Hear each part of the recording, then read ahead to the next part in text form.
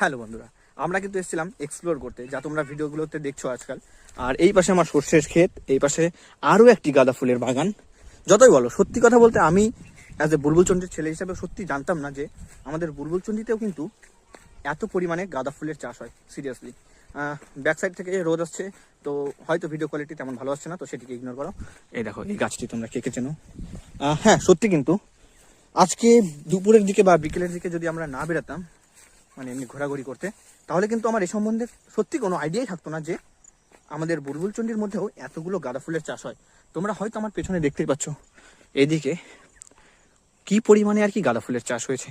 তবে হ্যাঁ, ভালো যে শুধুমাত্র ধান শস্যের দিকেই এনারা খেয়াল না করে, যা দেখলাম আর কি, লাউ কুমড়ো থেকে শুরু করে ফুল এবং পটল ইত্যাদিও কিন্তু চাষ করছে।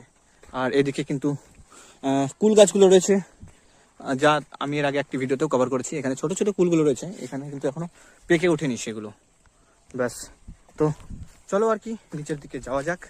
আর হ্যাঁ, অ্যাজ ইউজুয়াল, যদি ভিডিওগুলি ভালো লেগে থাকে তো প্লিজ লাইক করো। আর হ্যাঁ, ফিডব্যাক দিতে কিন্তু অবশ্যই ভুলো না, কারণ আমিও কিন্তু জাস্ট ট্রাই করছি।